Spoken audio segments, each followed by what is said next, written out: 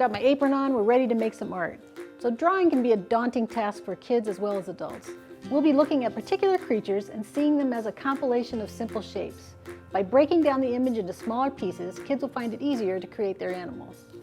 There are some great resources you can get from your local library. Kids' books, this one is really great. It shows you how to simplify the images using very, very simple shapes like we're going to do today. So, your animal is going to be made up of shapes, lines, and textures. So we're going to look at some pictures I have from a friend of mine who lives in Kenya. I got a flamingo, a giraffe, and some elephants. So when we think of this elephant, what's a simple shape that we can start with?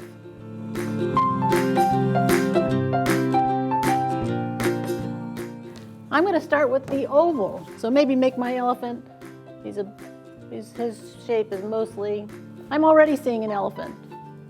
What else does he need? So the next thing, maybe I'll add some legs. So his legs are kind of like rectangles.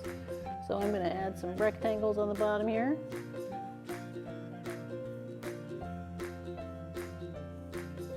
I need a head, right? So my elephant, maybe I'll add a semicircle for my elephant's head. Now what's the most identifying feature, at least the one that I thought of when I did my elephant trading card? I emphasized his trunk. So his trunk, how can we do his trunk? Maybe with a line that curves up. So going down and up. Make two of those next to each other. I already see an elephant. What's he missing? Anybody? Maybe those big elephant ears. Kind of a teardrop shape. And some more details. What else?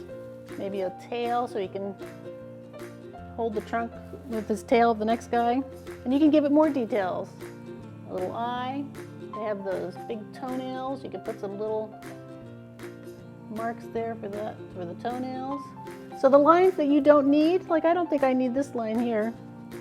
You can erase. And I'm doing this upside down, but give him a little smile. That looks like a pretty good elephant to me. So keep things simple.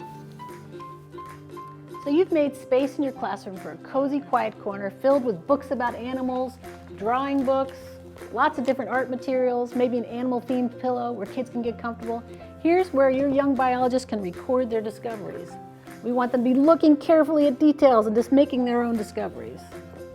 Here's where your young biologists can record their discoveries. When preparing the class field journal, you want to make it easy for kids to use. So you can print out a template that you can store in the front. That's what I did. Where they can make their observations, draw what they see, and wonder about a particular thing.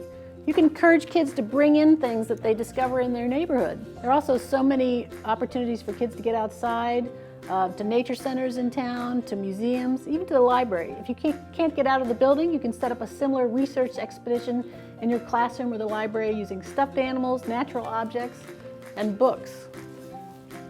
Things you might want to have in this space: colored pencils, crayons, the printed field journal sheets, glue sticks, rulers, magnifying glasses, anything to make it fun.